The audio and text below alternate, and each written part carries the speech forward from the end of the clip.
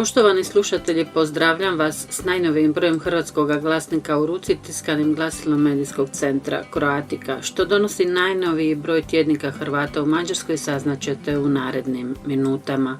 Facebook profil Hrvatskog glasnika 11. lipnja bilježi 4907 prijatelja i 4969 pratitelja, dok je između 4. i 11. lipnja ostvario 166.020 pregleda.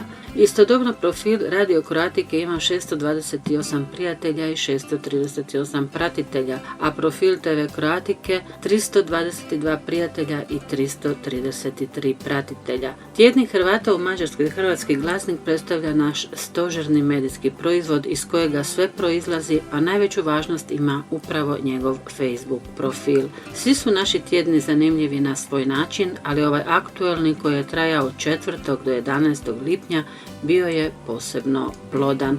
Više u redovitoj tjednoj kolumni vaše urednice. Ljudi su snalažljivi i uvijek pronalaze rupe u zakonima, pokušavajući ostvariti prednost, prekoračiti ograničenja ili doći do dodatnih financijskih sredstava. Nije drukčije ni u slučaju zakona o pravima narodnosti. Više u tjednom komentaru naslova zakrpati rupe iz pera Bernadete Blažetin.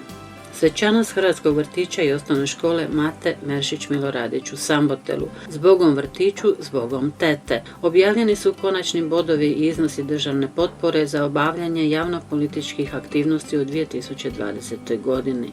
Iz života Garske hrvatske samouprave. Garci su usmjereni prema obnovi župne crkve. Opraštanja završnih razreda i zatvaranja školske godine protekla su bez prepunih aula, tona cvijeća i punih dvorišta ljudi. Bile su to svečanosti u skromnim okvirima u krugu najuže obitelji i učenika. Takvo je bilo i opraštanje 8. razreda Hrvatskog vrtića, osnovne škole gimnazije i učeničkog doma Miroslava Krleže. Udruga Kulturno društvo Kerestur nedavno je kupila stariji objekt koji želi preurediti u zavičajnu kuću. U Budimpeštanskoj crkvi Rana Svetog Franje proslavljen je blagdan Presvetog Trojstva i služena sveta misa na hrvatskom jeziku. Petrovišćani poštuju svoju prošlost.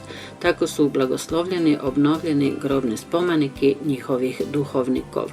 Prošlo je 7 godina otkad je bračni par Kiš pokrenuo Jerihonsko hodočašće. Mnoga naselja u Mađarskoj kojima žive Hrvati sudjeluju istome. Serdahelska hrvatska samouprava Stipan Blažetin i u vrijeme korona krize radila je na njegovanju hrvatskog jezika, kulture i baštine, a usto je aktivno pomagala i u suzbijanju širenja zaraze.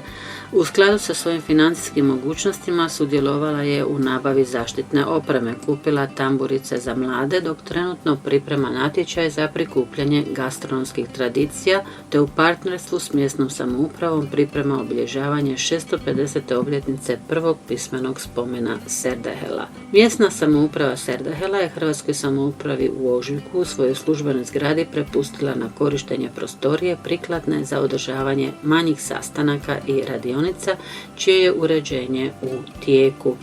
Bili smo i na Šičkom schodišću na Duhovski ponedjeljak do križa na Kerči. Poštovani slušatelji, naznačili smo vam u proteklih nekoliko minuta tek dio sadržaja ovotjednog broja Hrvatskog glasnika.